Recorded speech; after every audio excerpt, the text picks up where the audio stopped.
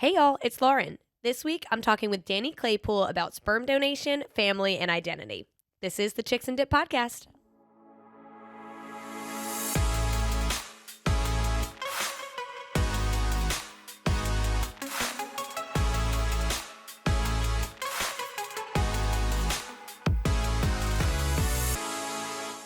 What's up, y'all? It's Lauren back with another episode of the Chicks and Dip podcast. I'm so excited that y'all are here today.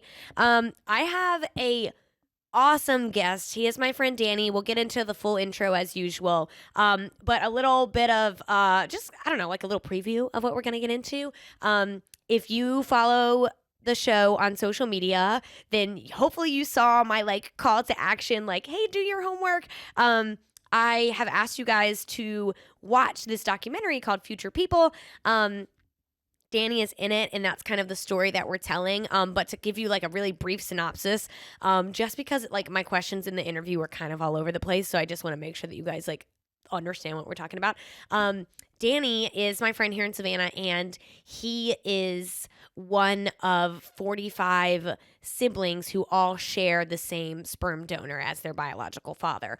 And he just has an amazing story about finding his siblings and just growing up. He's known from a very young age. He's had relationships with his half siblings from a young age. And so that's what we're talking about today. And it is just very cool. And it's something that I have not really given much thought to. I mean, I know that sperm donation is a thing, obviously, but I have just never really given much thought to the ins and outs of it and the families that do this and, the kids. And it's just a really, really cool conversation. I'm so thankful for Danny for coming on and talking today. But y'all are in for a really great episode. It's wonderful. He's funny. So before we get into that, I want to tell you a little story. Something that I've been talking today with Calvin about over chips and dip. We're talking about me being a cat mama. It's been actually a little while since I've talked about Mr. Kim. So if you're new here, which I think hopefully season 2, there are quite a few new faces, so welcome.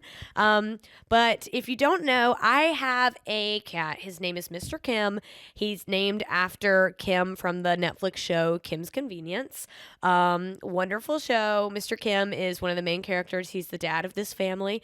And I didn't really think too much about his name when I adopted him. His name was Sean at the cat cafe where he came from. And so for a while there, I was calling him Big Sean because he's so big. And then I was like, sometimes I've joked about this before. Every now and then a little lisp will come out with me. So I said I probably shouldn't name my cat something with an S, just in case.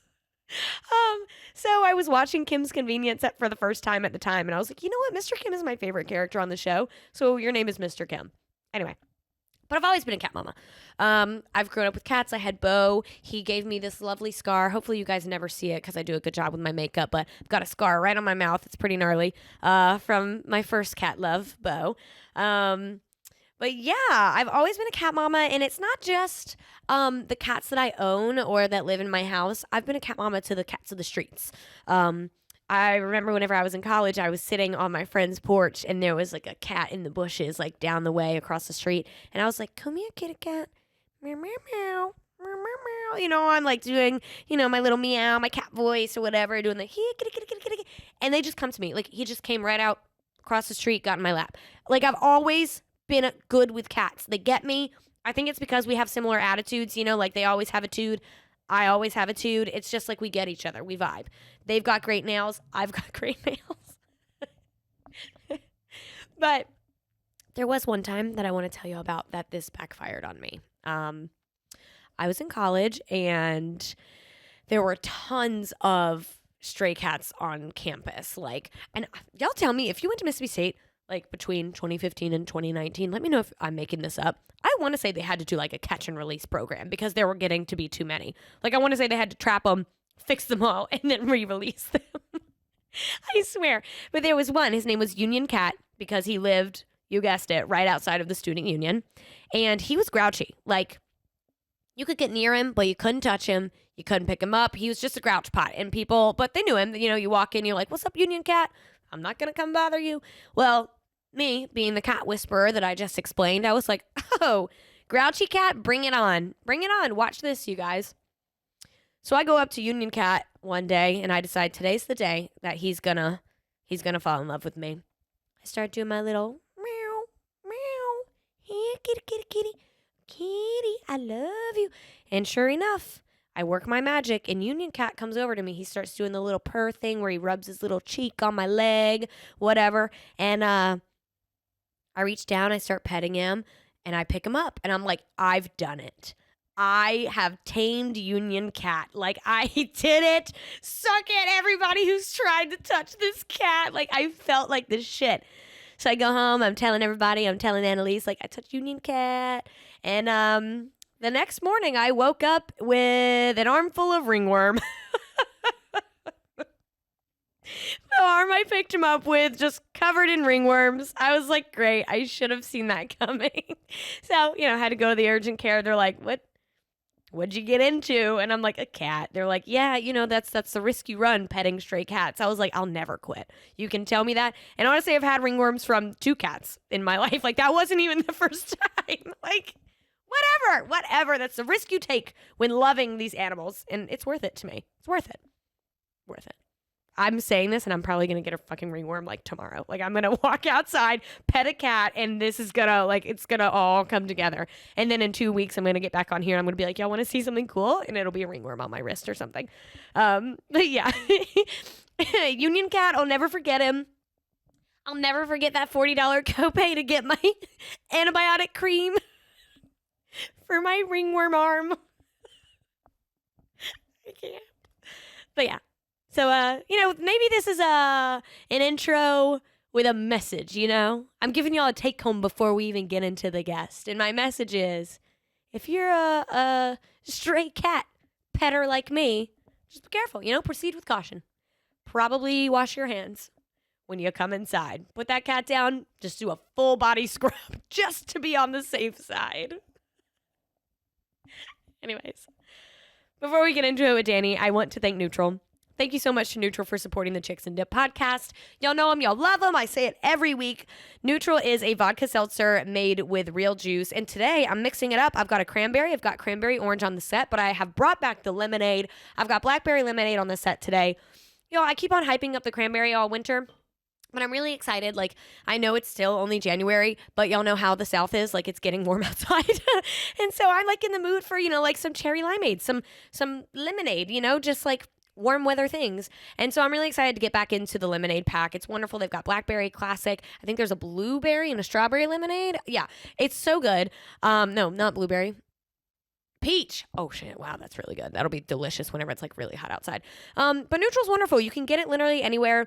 I like to pick up a pack at the liquor store, keep it, on deck at the house. If I'm hosting, if it's just like, a Saturday night and we're chilling at home, like I'm cooking up something, I'm like, you know what? Let's pour me a little Neutral. It's wonderful. It's great. It'll be awesome once it warms up. Like I said, throw it in your cooler. And you can also find them out at the bars. Literally any bar that I go to around here at least has them. And I just think that they're a great alternative to, beer. If you don't want to be feeling burpy and disgusting all night, try a Neutral. Even better alternative to some of the other seltzers on the market, because to me, these are just like the highest quality. They don't taste synthetic and nasty and weird. They're so good. They taste fresh. They taste refreshing. So yeah, thank you so much to Neutral for supporting this show. Y'all check them out. And so yeah, with that, we will go ahead and get into it. With Danny, I just can't hype it enough, y'all. This is a great conversation and I hope that y'all enjoy it. So here y'all go. Okay, y'all, I'm here on the set with my friend Danny. I'm going to read a little bit about this in my intro. I'm sure at this point, I'm recording this in advance, but I'm sure at this point I will have told y'all a little bit about the documentary and what this is about. But I'm going to read like an official kind of synopsis of the story.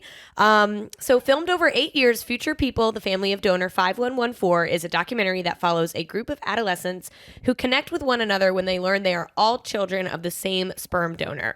As they come of age, the search for their identity forms, while the mystery of their biological father deepens.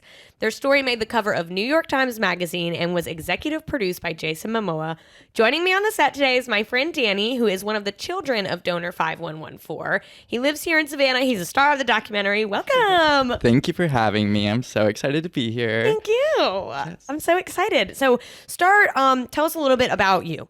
Yes. Okay. So I'm 23, freshly 23. Nice. Moved here from New Mexico in 2018. I originally was going to SCAD for interior design, then the Big Grand Dry, but now I'm in wedding planning and I absolutely love it. I was born to two moms. I have three moms, divorced, remarried, whole situation.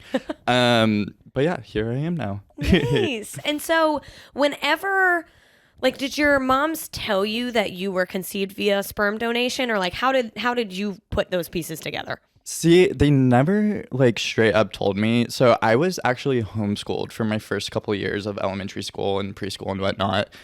So I kind of grew up with that being my normal, you know, like whenever I eventually did get put into elementary school, I was like, y'all have dads, you know? So it was just kind of normal for me. But yeah, there was never one like big sit down conversation about it. It just was kind of something that was like gradually introduced into my life. Yeah. But yeah, I've always known about the donor, always known about my siblings, even though it wasn't quite as many originally, but yeah.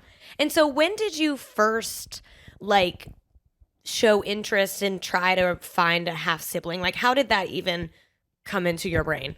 So it actually was my birth mom, Brandy, who was the one who introduced us. It's one of my very first memories. So the way you find the donor siblings is through the donor sibling registry. And at the time, there was only like 4 or 5 of us on there. And so my mom reached out to Naylin, who has been one of my near and dear sisters since the beginning.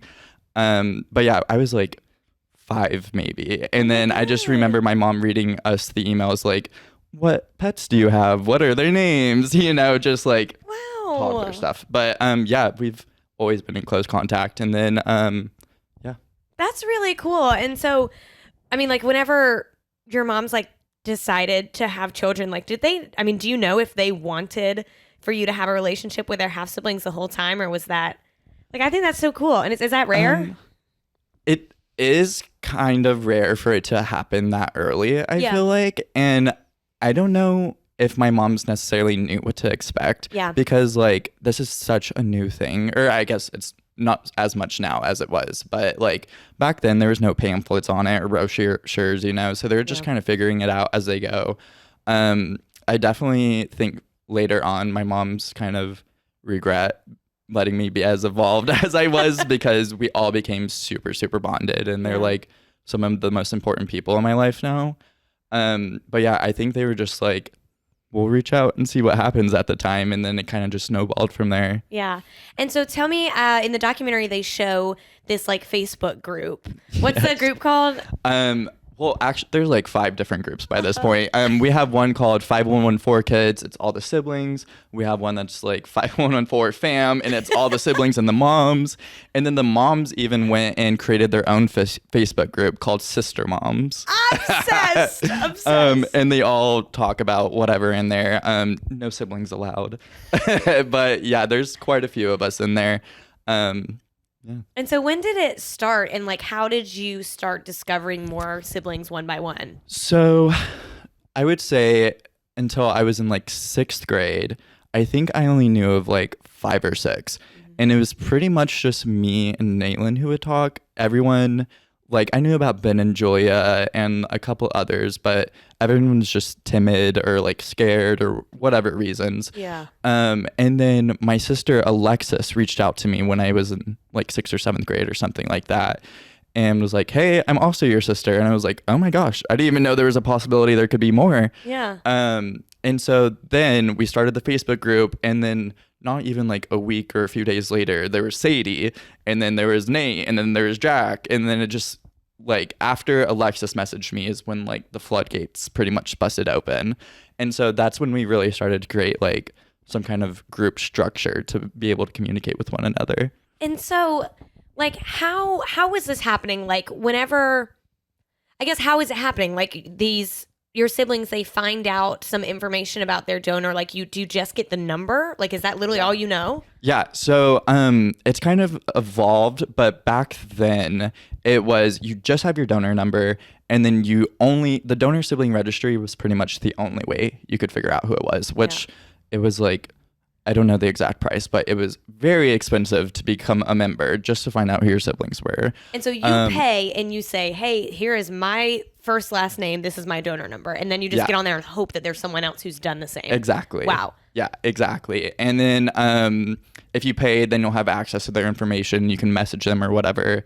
Eventually, my siblings and I discovered that if you just Google the usernames that appear without paying, you can probably find an account used with that same username. But yeah, so then it was just the donor sibling registry. Now we have like DNA testing, and like you Google 5114 and all of our faces pop up now. So we get a lot of Facebook messages. I would say like 80% of the siblings we found, the first contact's been on Facebook Messenger. That is insane. It's wild. I mean, so what was it like? Well, I guess it happened really young for you whenever you found your first siblings, but like, what was it like once you were like in the 6th grade and you started to realize like, oh, there's more of us, there's still more coming? Like, were you excited? Were you nervous? I saw it as like a major blessing just because like, I don't know, I grew up in a super small conservative town with lesbian moms, and like little did I know I was also gay. So it was kind of hard to fit in there, and I was definitely struggling with like my own personal identity issues. Yeah. So of finding like other siblings I can connect with, and like not only are we related, but we're so much alike, like it definitely was a game changer for crafting who I've become, you know? Yeah. And so I want to get into that. For anybody who hasn't watched the documentary, there's these moments where y'all have this recording from your donor. And so I guess maybe to start this question, will you tell people kind of what the profile about your donor said, like what he was like and stuff? So basically, so I was born in 99, just for context for everyone. So back in 99, all you got on your donor was pretty much like a glamorized dating profile, you know? Yeah. Or at least anonymous donors. And then there's also an option for like a personal leave behind of whether it could be like a voice recording or like a childhood photo or whatever. And our donor chose an audio tape. So we got like a 10-15 minute interview from him and one of the people who work at the cryobank. And yeah, that was like the most personal thing we had about him growing up. So we definitely latched on to that. And so in the documentary, it's so cool hearing him describe himself like as like good at running and like, what did he say? Like creative or curious or something like that. Like he described himself in ways, and then it showed y'all's interests, you and your siblings. Is it cool to like hear that and be like, wait, I'm kind of like that and you're just like that part? Like, yeah, it's crazy. It's crazy to see the similarities. Like nature versus nurture, there needs to be studies done on this. Like we all share at least 25% of the same brain. It's ridiculous.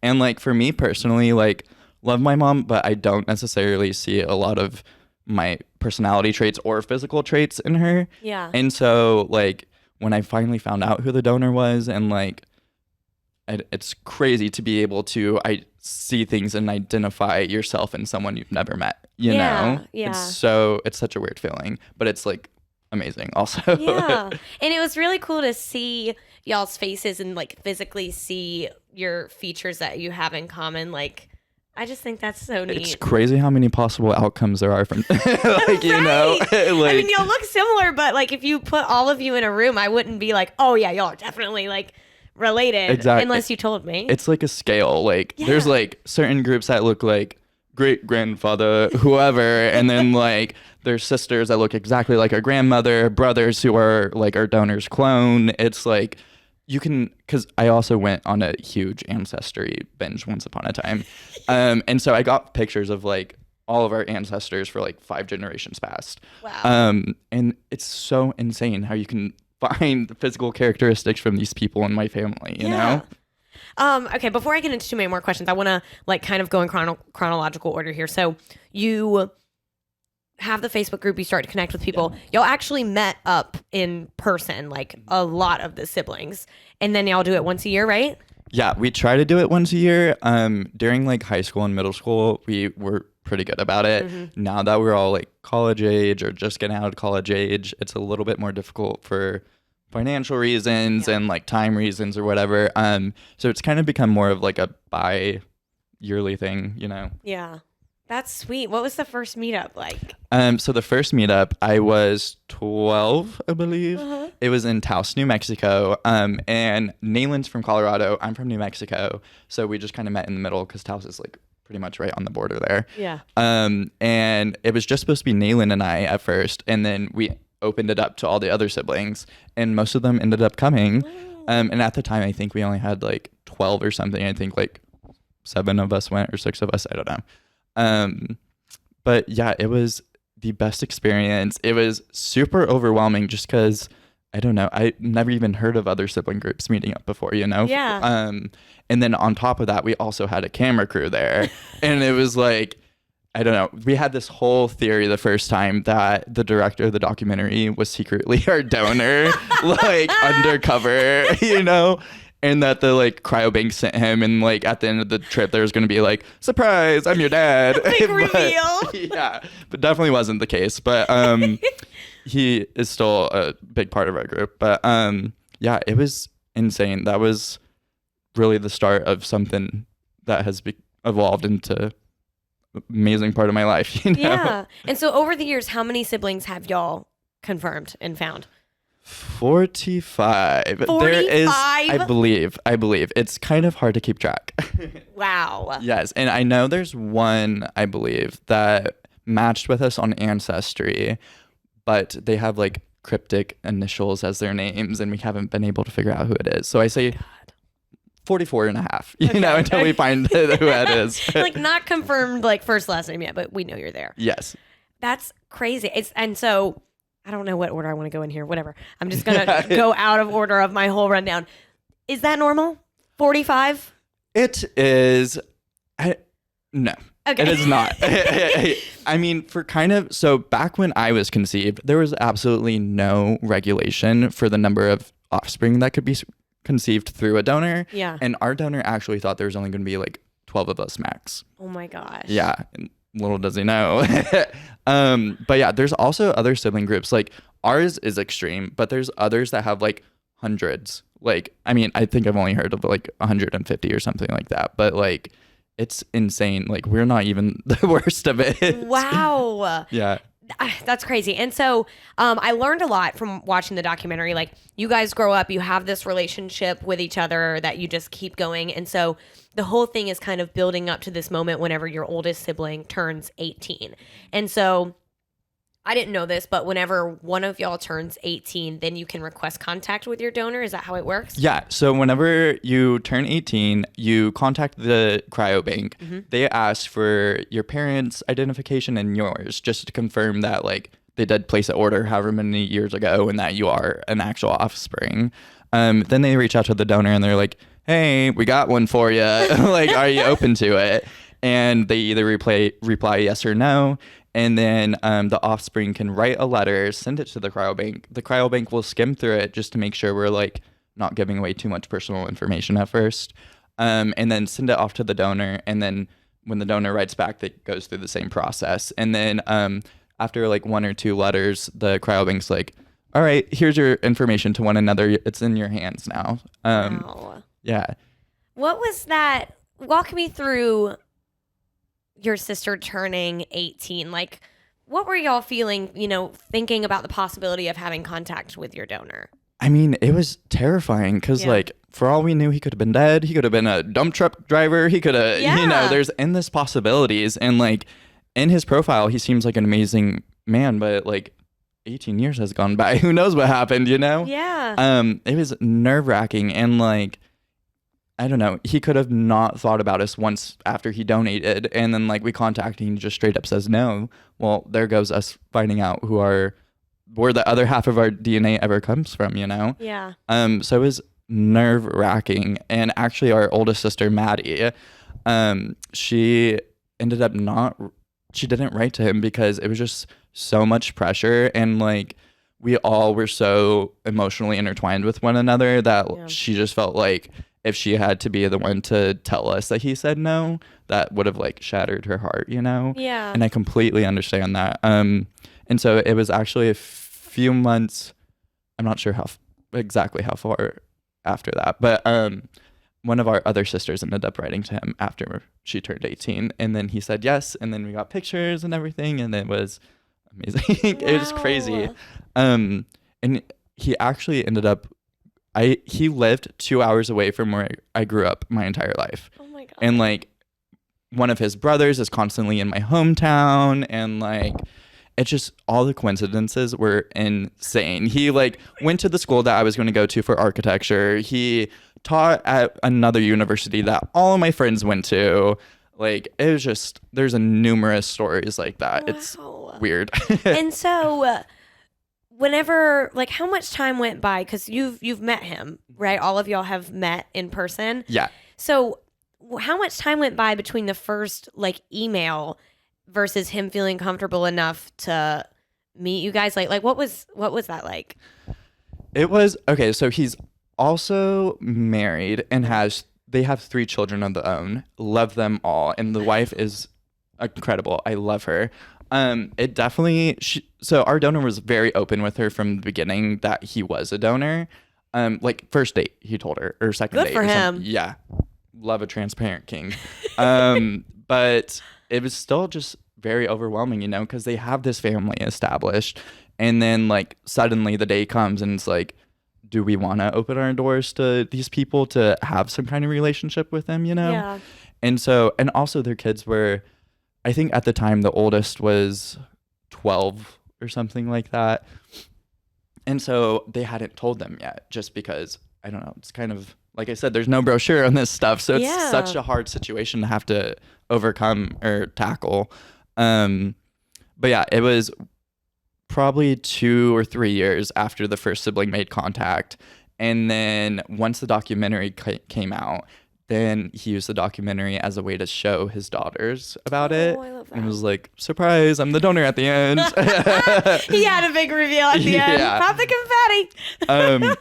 And then after they found out, that was really when like the ball started rolling to get to the meetup. Yeah. And so can you explain to people why y'all wanted to meet him and know more about him?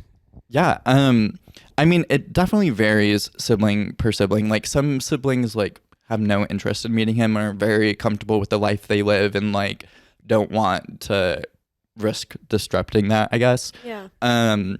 But like for me, like I said, I don't really see much of myself in my mom, and I'm like, all right, where'd I get all this crazy from? And so it's, I don't know, it's such a like desire just to know where your genetics come from. And yeah, it's just, there's so much in like family health records, like there's just so much information that we don't have access to. Yeah. And like, I don't know, it's for emotional reasons, for health reasons, just like numerous things. Yeah. Well, it's just something that I've never given much thought to. But like after talking with you a couple of times about this, like the amount of times on this show and just in my daily life that I'll do something and I'll be like, oh yeah, like I get that from my mom. Like exactly little things like that. I just never thought of not knowing, like not having that connection, Yeah, for sure. That's really interesting. It definitely was.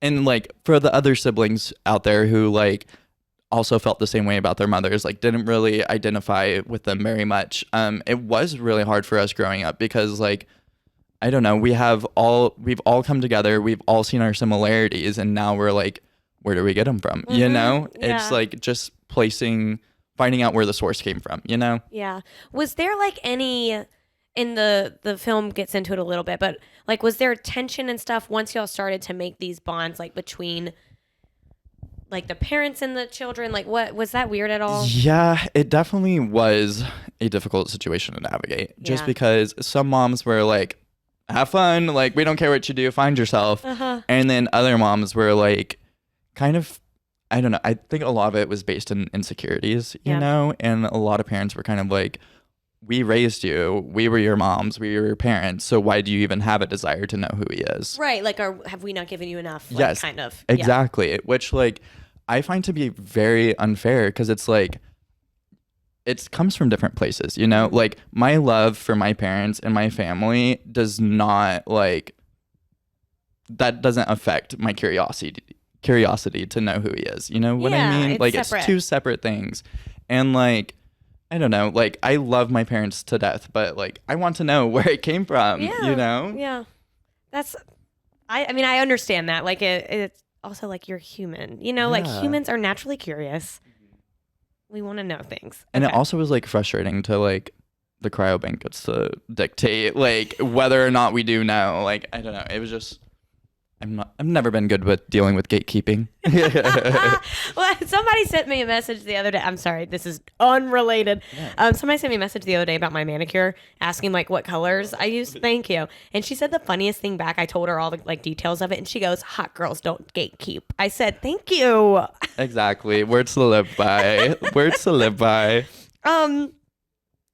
So, sorry, I'm going through my questions, you guys. I'm gonna DM that to the cryobank. Literally.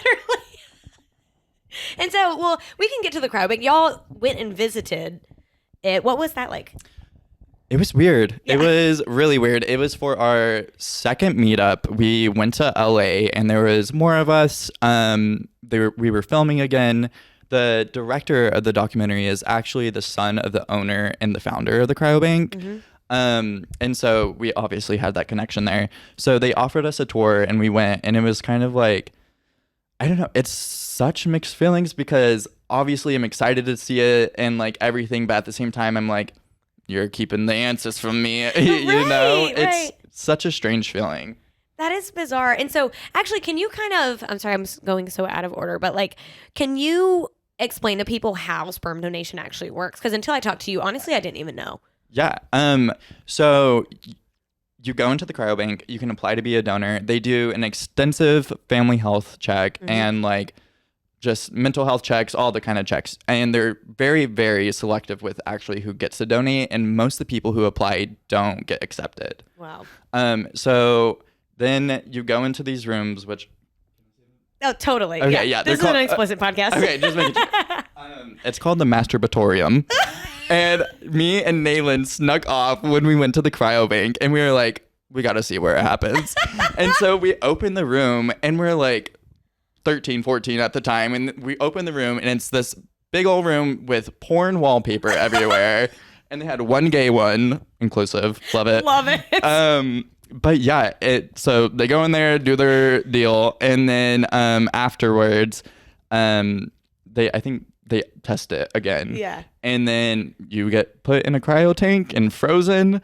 And then you either can go through your doctor to order it and get inseminated through your doctor, or my mom's did that for me. But then with my younger ones, they just had it shipped to their front door with a glamorized turkey baster and did a DIY insemination. Oh my God. Okay. Yeah. Like, I did not realize you could just get this shipped. Like, no, it's scary. Wow. It comes in like this huge like Ghostbusters like tank, and then you open it and it's like all this fog rolls out. Science. Crazy. I mean, it is incredible that is even possible. Like that's amazing. It's amazing and scary because like obviously this is like such a beneficial thing to so many people. Right. But like we're playing with lives here. Like where do the lines get drawn sometimes, you know? That's crazy. Definitely gets crazy. Wow. And so wow, we've gone through so many of my questions. Like I'm going so out of order here. I'm probably not helping at all. I'm so scattered. You're doing amazing. I'm the one like this is what happened whenever we did our pre-interview too. Like we chatted and I made a list of questions. I didn't even glance at it once. I was just like ping-ponging these like questions around. Sagittariuses. Exactly. So we got into some of your siblings, you told me, didn't even know that they were conceived from a sperm donor until they were grown. What is that about? It's tough. So I would say most of the siblings that we found, now that most of us are over 18, have come from heteronormative families. Right. Who had like, they grew up with a mom and dad, but the dad was infertile or like they had issues for whatever reason. So they used a donor.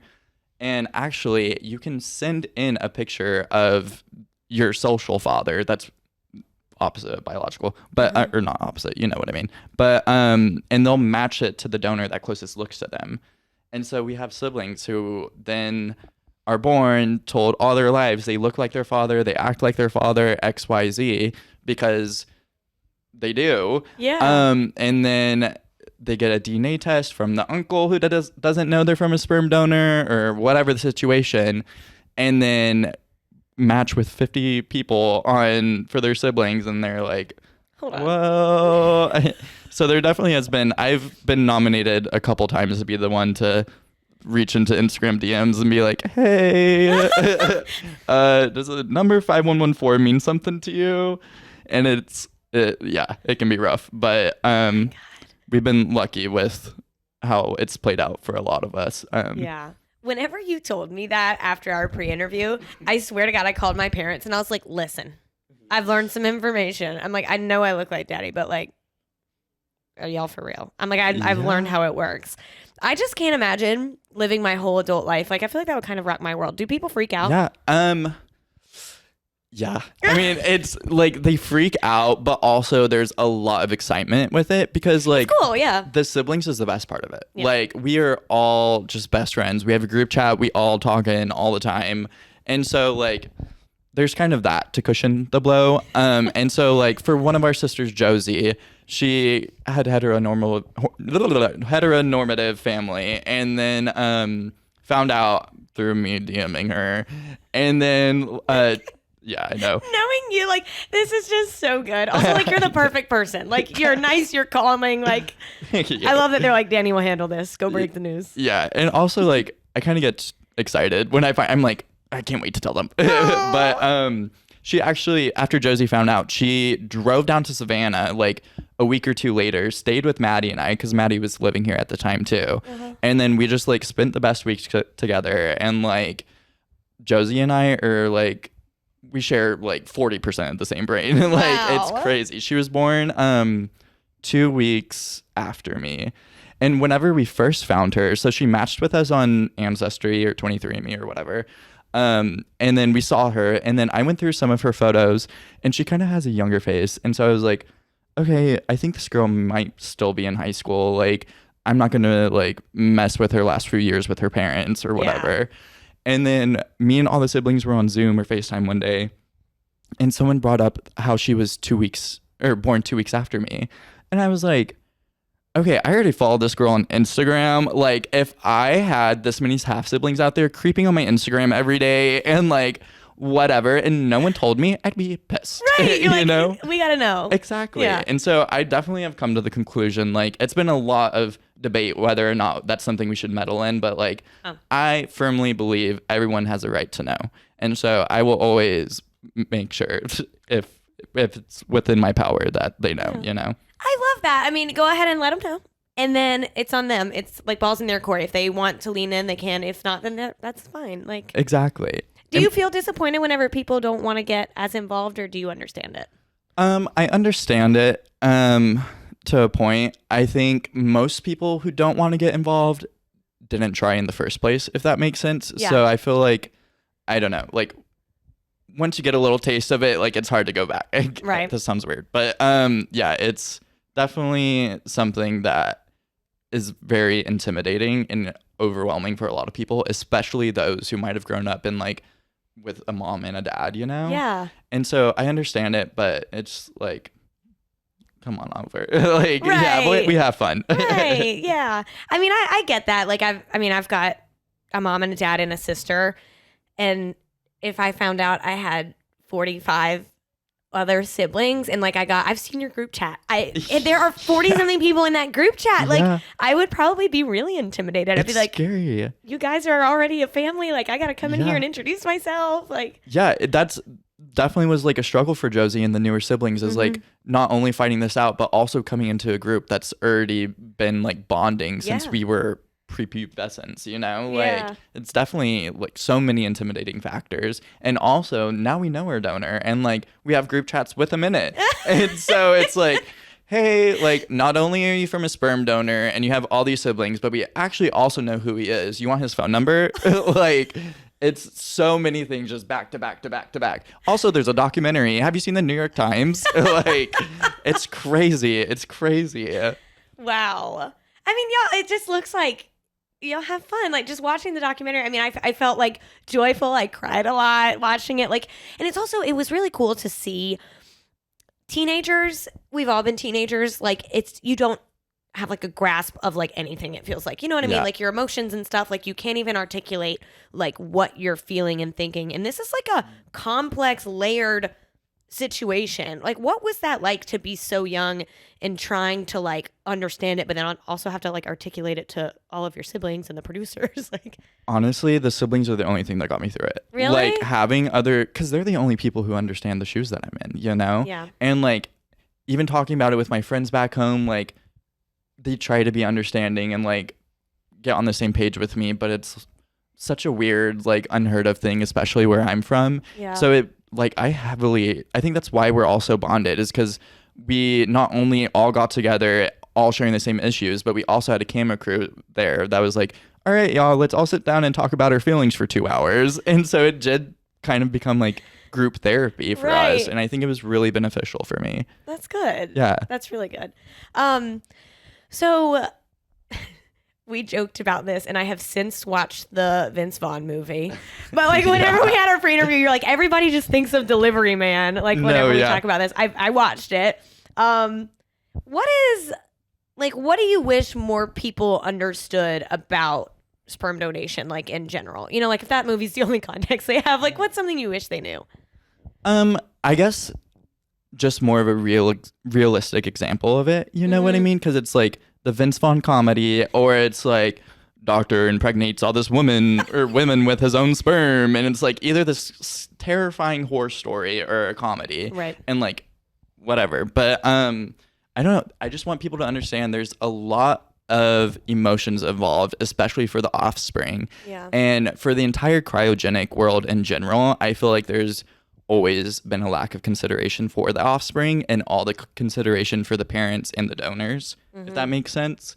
I don't know. And so, yeah, I really like one of the biggest pros to the documentary and kind of just being more public with everything is we do get to share that kind of side of with it, because there's families out there, you know, like if another donor sibling reaches out and their donor's married with kids and the wife's like no forever, you know? Yeah. Her watching that documentary and seeing the other side of it could be the thing that potentially like it's like, okay, well, you can send him a picture, or like, you know, that could be the thing that opens up the doors for other people. Yeah.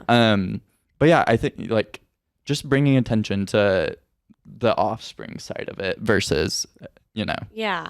And you and I talked about this too, but as far as like, you know, marketing to certain people and things like that, like I swear I think the only context that I had ever given any thought of this to was like my college friends joking like, oh, I don't have money, I'm going to go donate sperm. Like, yeah, exactly. I mean, that's terrible. And a college kid is not equipped to think about the future in any way. You know what I mean? Like, exactly.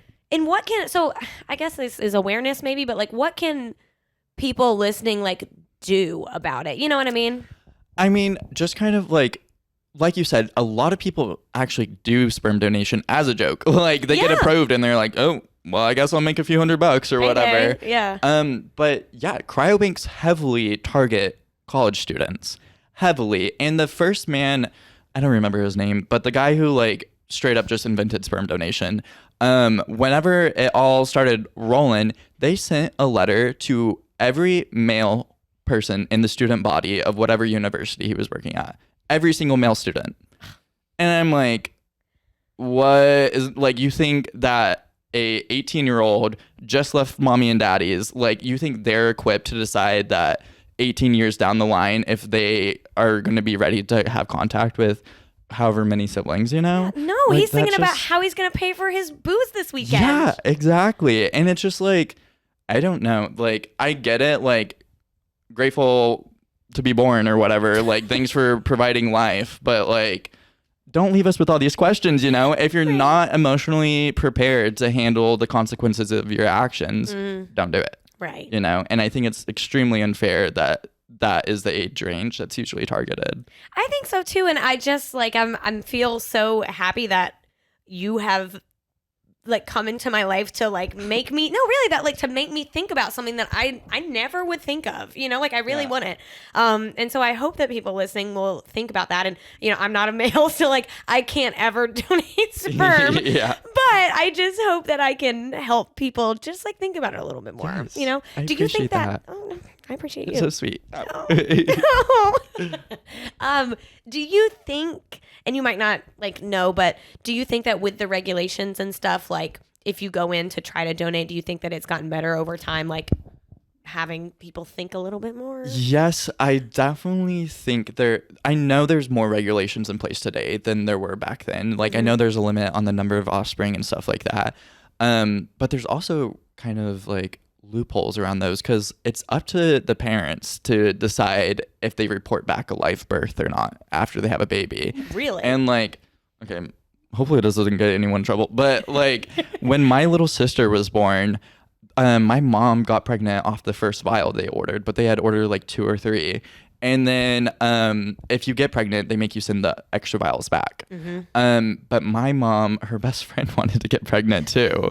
And so they were like, all right, we'll just say she wasn't born and then give the other 2 vials to her. She didn't get pregnant, sadly. Yeah. But so it's like, I don't know. Now, according to the cryobank, my little sister doesn't exist, you know? So it's like, I don't know, a lot of things like that too. There's just a lot of, I don't know, a lot of things that haven't been thought about. You know? I mean, I just keep saying it's layered, but it really is so layered. It's so layered. And like post-mortem sperm donation is a whole other ball game. Like and I just saw the other day, they like just created the designs for the first artificial womb or something like that. Like the whole world of cryogenics is like scary. That's some science shit. Like the fact that they can do this, it's amazing on the one hand, but it's like, wow, like that's crazy. Yeah, it's scary. Like that's just a horror movie waiting to happen, you know? Right. Oh God, I had another question about your siblings, I think. Damn it. It is escaping me. Also, I feel like I didn't just answer whatever question you asked, but I don't know. What did I even ask? Not quite too sure. I literally don't remember. I think that I was just talking about like regulations and stuff, like as it's like as we've, come 20 years, like, do you think it's gotten better? Yeah, it has gotten better. It's still not a perfect society. But there has been a lot of growth within like donor sibling support groups, and like there's a donor sibling council now, and like all these other kind of groups who are advocating for those changes, Yeah. So it definitely is, it's getting better. It's getting better. Still doesn't erase necessarily the past and all the hundreds of children they allowed to be born into this world, but yeah. Interesting. I remember my question. If your donor would have declined contact, do you think, like, how do you think that would have affected your relationship with your siblings? Do you think that y'all would have just kept on together supporting each other? Or like, what do you think how would have that affected you? I think they would have been the only people who could have like offered me any kind of, I don't know, support, obviously not support probably wasn't the best word to use, but like understanding, they're the only people who really could have grasped it. And I know I sound so dramatic when I say that, but like truly, like it was so hard to talk about it with people growing up, Yeah. Especially because like everyone's super religious where I come from. Like Maya on the playground telling me my moms are going to go to hell. How am I going to talk to her about this, Thanks, Maya. Yeah, thanks, Maya. But I think it probably would have brought us closer, maybe even, because then It's just like the whole theme of like identity is just complicated to think about. Like, we're in our 20s, we're grown, and it's like hard to even talk about. Like, I feel like I'm changing every month, every year. You know what I mean? Yeah. Like, I've loved seeing your relationship with your siblings, because it was like y'all would be sitting around talking in the film, and like you wouldn't even have like a complete thought almost sometimes, like, and I'm not saying like y'all like couldn't come up with whatever, but you're like 14. Yeah, no, we're so young. But y'all, it was so clear to the viewer that like you guys were still connected. Like you would say a half sentence and everyone would be like, I know what you're feeling though. Like I get it. Yeah. And like I just imagine y'all are thankful for that, Yeah. That's really cool. Definitely. What is like, what's something that, Oh God, this is too big of a question. I know, like already. But like, what's something that like you have like learned from having so many siblings? You know, like if you just had like a sister, like that's a relationship. But you have so many relationships. Like, how has that taught you things about life and shaped you?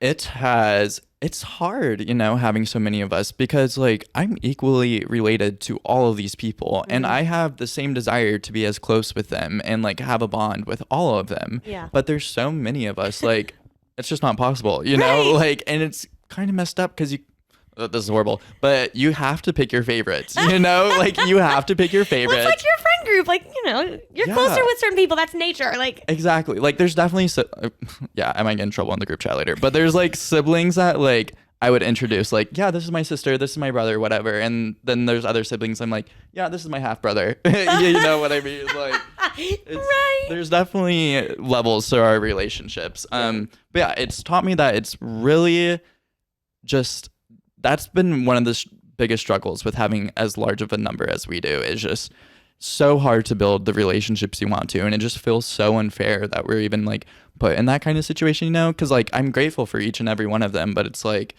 all right, like, I don't know, there's just so much. And also like I said, our donor thought there was going to be 12 of us, and so like that's another thing with like donors being open to communication is like, if an offspring reaches out to you and like, hey, me and my 4 siblings just like curious about you or whatever, versus, hey, me and my 45 half siblings are trying to figure out who you are for the past 18 years. Like that's a lot. That's a lot. And like, I just think it's unfair that they would put a donor in that situation too. Yeah. But yeah, it's something, but they're the biggest blessing in my life regardless. But it's just weird. And also, not that I necessarily want to talk about this subject, but like the risk of incest is like, I don't know. It's scary because like 2 of my brothers were like roommates in a semester program without knowing they were brothers.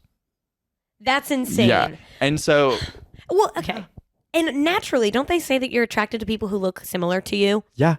And like I said, all of us are so similar personality wise that like, yeah, that's just like. I love your eyes. You love my eyes. You like to run. I like to run. Like, yeah, that's real. It's real. And it's like a gross, disturbing topic, but like, it's scary. Like when I used to be on Tinder, I was like, nope. You look like my brother. You look like my brother. Like, it's terrifying. Tinder's terrifying. Oh my God. I mean, that makes sense. And that's, you know what? It is a disturbing thought, but like, that's real. Yeah. That's why we have a podcast, to get real about stuff. Yes, exactly. Yep. And then like, once all of us have 2 kids, there's going to be right now like 80, however many of us, 90 of us, like, I mean, all cousins. I just love y'all's like whole message and like just trying to get the awareness out. But like, I also love it for you. You know what I mean? Like all the things that you're saying, like, I love that you're just like embracing it and you're like, hey, we're going to figure this out. We're all going to like keep tabs, you know? Yeah. Could you imagine a world where like you didn't, like, what if you and Nayland had never met each other? Like, I'd be so lost. I would have been so lost. Yeah, I can't even imagine that. Like, they became such a major part of my life, you know? But yeah, I couldn't even. It would be completely different. Yeah. Yeah. That would be insane. Oh my goodness, that was perfect timing. Calvin just walked back into the studio, you guys, while there was like a fire truck flying by. Literally, you got the grand entrance. Escort. Wow, wow, wow, wow, Calvin's back. Why do you, we've already touched on this a little bit, but I always ask people, why do you do what you do? So why do you, is it okay if I call you like an advocate? Like, I kind of think that you're an advocate for like just your story, sure. like your own, you know, like your message. Yeah. Like why do you come on this podcast and talk about it? I mean, kind of what I slightly touched on before is just like awareness, and like we were so fortunate as a sibling group for our outcome, because we have an amazing group of siblings. Our donor said yes, and not only that, he paid for a bunch of cabins when we all first met and brought 14 members of his family and a bunch of siblings, and like, I don't know, he is involved with us, and his family is amazing, his wife's amazing, his kids are amazing. So we really just lucked out. We got a documentary. Yeah. Like, there's just so many pros to our situation that other sibling groups will never get. You know, like, there's another sibling group out there with 200 siblings and their donor said no, you know, like, and so just, I don't know, it can, even if it changes the mind of one donor or like one wife of a donor or partner or whatever the situation, like, I just want people to be more open to it and realize like, hey, these kids aren't out here like, where's my child support? They're like, right. Hey, like, do you do these things? Like, they just want some answers and like closure for their own identity and their own selves, you know? Yeah. And also like, I'm so sorry. No, you're good. I've been trying to not do the same thing right now. I knew it was going to happen. I knew it was going to happen somewhere in this episode. There it is. All right. We should have done it into the mic. Let these people hear it. But yeah, and also like the health factors of it all too, you know, because so the cryobank, after a donor donates, they don't do any health checkups afterwards. Like, so if he develops any kind of genetic health problems or whatever, we don't know. You'll never know. Never know. And so like there was this another podcast, sorry, that I listened to once upon a time, and it was this two sisters, and one of them in her early 20s developed the same thing that her donor had passed away from just a few years before that. And then she ended up passing away from it. I can't remember what it was or whatever, but like that's a risk, you know, is like you don't know what happens to him afterwards. And I cannot believe that. Yeah, it's terrifying. And so, I mean, this is a horrible thought, but is there a chance, like, since they don't report, if he still has samples, like, they could be, like, giving those samples to more people and they don't realize, like, there's a chance that they're going to develop something. That's really sad. It is. And it's also, like, yeah, I don't know. It's so sad. There's so much risk and, like, that's just neglect, in my opinion, you know? Like, I don't know. If you're willing to help that life come to life, then you should be able to make sure it's sustained and doing well, you know? Totally, yeah. Well, and it's just like, I don't know the business side of it. I don't know, I mean, how much of it is about money. It seems to be some corner cutting from what it sounds like. Yeah. It just doesn't seem like it would be that hard to put in a few more regulations, like to just keep up with people. Exactly. It just doesn't seem like hard. Exactly. Like, it's just, when it all boils down to most of the changes that need to be made is consideration to the offspring, you know? Because it's always like, growing up, whenever I told people I wanted to meet my donor, it was so often like, you should just be grateful to be alive. Like, he gave you life. And I'm like, okay, yeah, but like, thanks for that. But like, what about the quality of my life? Thanks for that. See, and that's such an easy thing to say. Do you feel like you ever have to tiptoe around that? Like, or are you at a place where you're like, that's a stupid thing for you to say to me? Sometimes I do have to tiptoe around it. I don't know. People just have such varying reactions, and it's like, I don't know, like, I've had numerous horrible barbershop experiences, you know, where they'll just start like saying like the most ignorant stuff. And I'm like, okay. Or like, even there was this one woman who was cutting my hair one day and I started to tell her the whole sitch. And I was like, yeah, I have lesbian mom. So she literally goes, and how did you feel about that? I'm like, girl, get me out of this chair. We're done here. That is so insane. It's a lot of, I don't know. And like a lot of incest jokes get made too. And it's just like, like you just there's an option not to do that. Right. Well, it's also like, okay, like you can't make that joke, you know. That's like whenever people like poke fun at like your sibling or something, like I can say that, you can't, you know. Yeah, exactly. You're like, we'll talk about incest when I bring it up. Like, it's fucking weird. Oh my god, people are so dumb. And I love what you said. Like, I think any problem in any conversation can be ignorantly boiled down to just be thankful you're breathing. Like, no shit. Everybody on this earth should be thankful to be here today. Like, we know that, but we have to be honest. Like, we all have daily feelings and thoughts, and like, it would be worse and I think more damaging to not talk about the reality of that, you know? Exactly. Yeah, definitely. There needs to be the conversations. Yeah. What do you... This is a sweet question. Okay. What do you have to say to your siblings if they're listening? I just want them to know that they really are the biggest blessing in my life. And yeah, I don't know. they helped craft who I became today, and they are the people who understand me more than anyone else in this world, and I am so eternally grateful for them and all the ones to come in the future. Aww, are y'all still finding siblings? Yeah. I mean, Christmas just passed, so like everyone just sent off their DNA test kits. So give it like another week or two. I'm sure we'll have a few more pop up. Wow. That is so cool. Yeah, we'll never know how many there actually are of us, just because obviously there's got to be like one or two that never even know their entire life, you know? Yeah. Everyone go get your DNA tested. 23andMe. Damn, I wish I had time to get this sponsored by 23andMe. Oh, dang it, Calvin, we still have 2 weeks. We got to work on that. Y'all, I'm serious. Mark my words. If I open this show with, this episode is brought to you by, then like somebody send me a congratulations letter because I did it. As you should. That's amazing. Do you have, like, is 23andMe a good one, like, for the ancestry? Like, what are your top picks? Yeah, 23andMe and Ancestry. That's just because, like, I don't know. I feel like we're fairly evenly divided on the platforms. Like, some siblings have one, some have the other, some have both. But yeah, both of those I would definitely suggest. Yeah. So, like, sperm donation aside, this is a weird question, and tell me if this is too weird, but like, why do you think it is cool to look into your DNA? You know what I mean? Like, yeah. Because I know that there's people who have never even shown any interest in that period. My sister's done one, but I haven't ever done one. I've never really thought about it. Yeah, I mean, like, there's just so much that gets stored in your DNA, you know? Like, and we don't even know everything about it. Like, they're even saying that, like, generational traumas can be stored in the brain and passed down and stuff like that, you know? And it's just like, who gave me this? You know?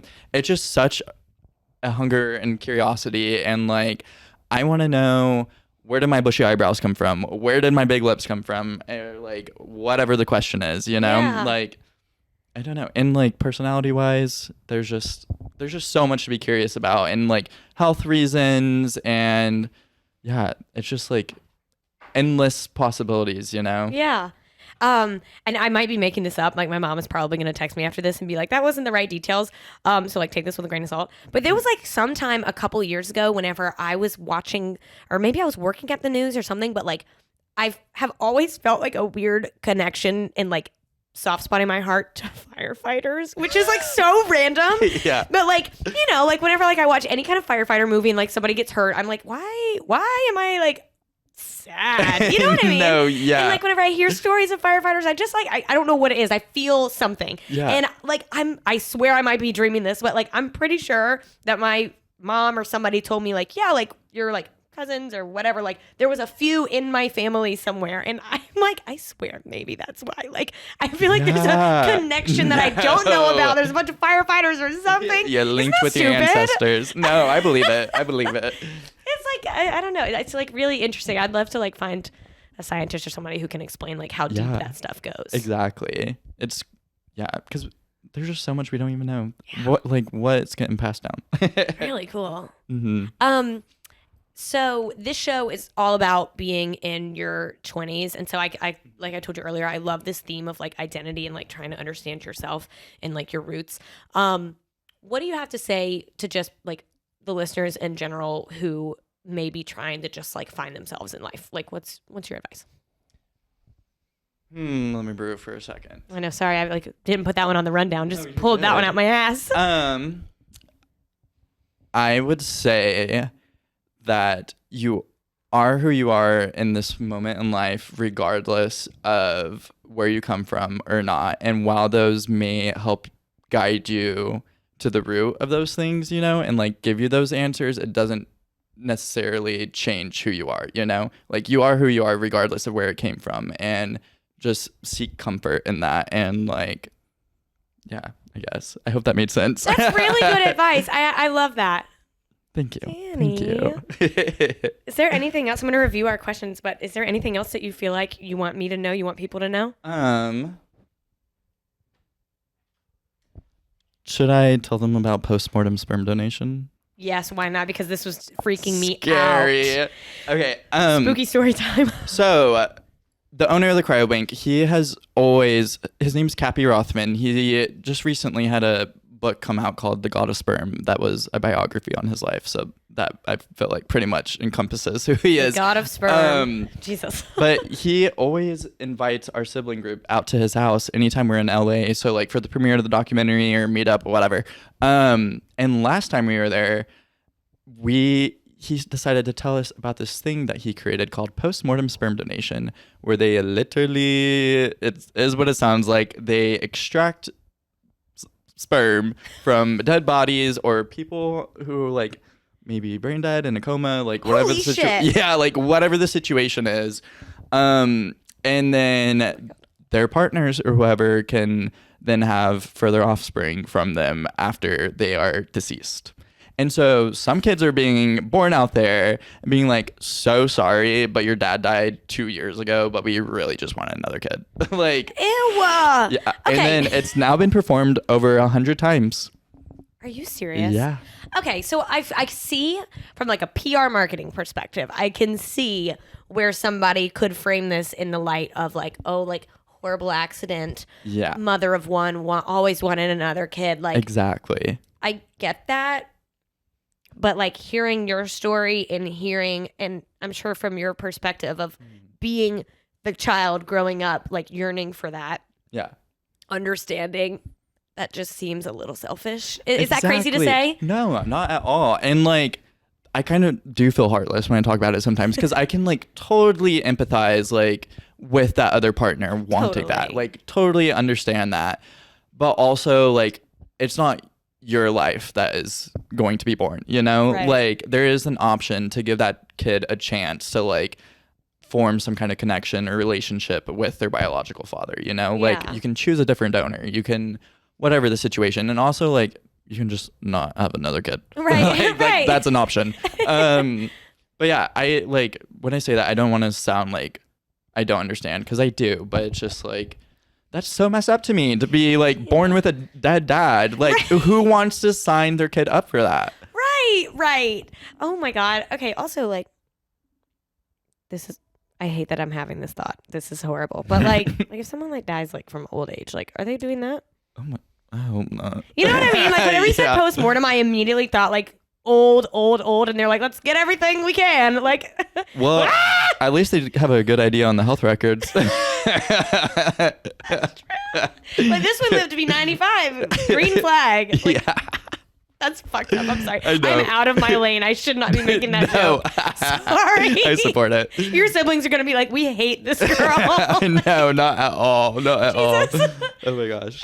No, you'll just have to come to our next sibling meetup and we'll just do a big group interview. I think I followed Naylin on Instagram. Oh, nice. So nice. I want to like follow up. Yes, I feel like you and like Maddie and Josie and Julia would all be friends. I'm going to follow them. We're going to Charlotte this summer. That's going to be our... We always try to find somewhere like in the woods away from other people because we're always like drunk at 3 a.m. screaming and singing with each other and like y'all got a big party, like yeah. You gotta get some space. Exactly. And like last meetup when we met our donor, like he was out there with us at like 3 a.m. party with us and everything, and we were in the middle of the forest like away from all civilization, and we still had people come up to us and like, we're trying to sleep. You're like, where? I know, exactly. How did you travel to get here? Yeah, so we always try to find somewhere like where we won't disturb anyone. Yeah, I love this. But yeah, come to Charlotte. Oh my God, I want to come. I'm serious. I want to meet. Yes. I mean, I won't like crash your family meetup, but like, I want to meet your siblings. Yeah.